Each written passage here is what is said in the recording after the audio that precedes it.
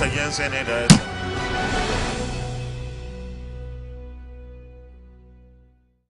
at the 2023 budget defense session, Humanitarian Affairs Minister denies knowledge of how 206 billion naira was inserted into the Ministry of Humanitarian Affairs, Disaster Management and Social Development's budget proposal.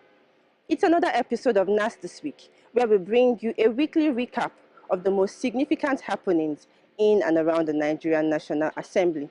I am Sharon Abresomi.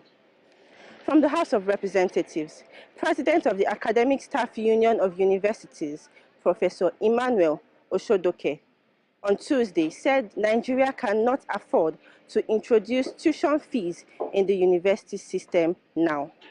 Speaking at the National Summit on Tertiary Education, organized by the Office of the Speaker of the House of Representatives in Abuja, he noted that considering the level of poverty and corruption in Nigeria, it would be unfair of government to put more burden on parents.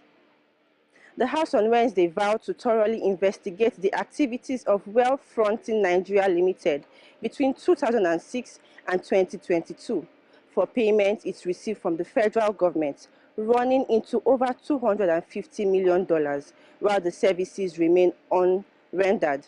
The lawmakers also urged the Federal Ministry of Finance, Central Bank of Nigeria, to halt outstanding payments due to Wealthfronting until investigation is completed. This week, the Green Chamber also approved a bill to establish a national commission for Almajiri education and out-of-school children for second reading. The piece of legislation, if passed, will provide a multi-modal system of education to tackle the menace of illiteracy, develop skill acquisition and entrepreneurship programs to prevent youth poverty, delinquency and destitution in Nigeria. Thank you, Mr. Speaker. I remain Honorable Valerie Shokakale, member representing both Enga and Gishin Toyota constituency. I'm from Sokoto, Birni Shehu. I stand to present a motion for a bill for an act to establish the National Commission for Almajiri Education and out-of-school children to provide for multimodal system of education, to tackle the menace of illiteracy, develop skill acquisition and entrepreneurship programs, prevent youth poverty, delinquency, and destitution in Nigeria and for related matters. That the bill be read for the second time, Mr. Speaker. Thank you. Almajiri students, I remember very vividly last year, him and I worked very closely on the issue of Almajiri, and I commend him for this proactiveness. We worked on this last year, and he has taken the initiative. Anything to do with education, and I want to segue into that. Anything to do with education, this 9th Assembly has been very proactive, and it is one of the delights and one of the things that we say about the 9th Assembly, that education has been a priority in our legislative agenda. We notice by the establishment bills that we have brought, the passion that we have brought into education, even with the Almajiri kids. We have just we started a 2-day summit on education just yesterday. Many of our members were there, and for those who were not there, I know that many also made submissions and are following very closely. And I want to report to the House and thank the members at the same time for participating fully in this education summit.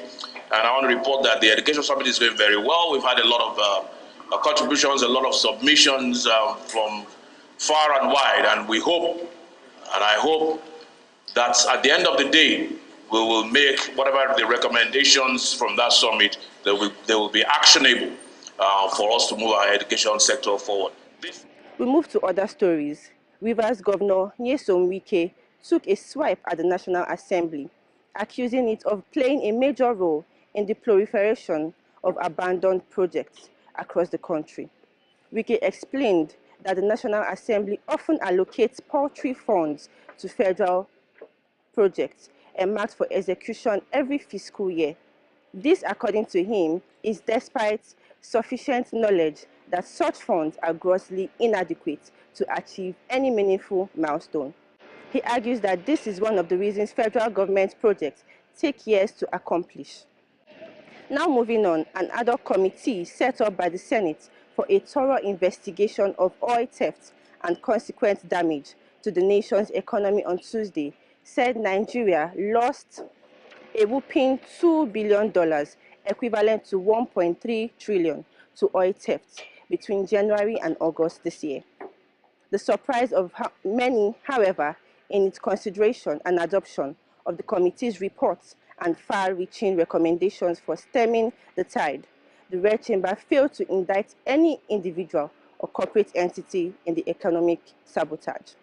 The sum was discovered when the Minister Sadiya Umar Farouk appeared before the Senator Yusuf Abubakar Yusuf-led committee to defend the ministry's 2023 budget proposal.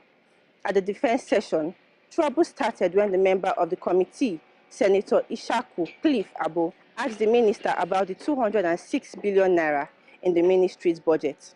In her response, she told the committee that she did not know how the 206 billion naira was inserted into her ministry's budget by the Ministry of Finance. This is the much we can take on today's episode. Do join us next week for another insightful episode, and don't forget to subscribe to our channels across social media.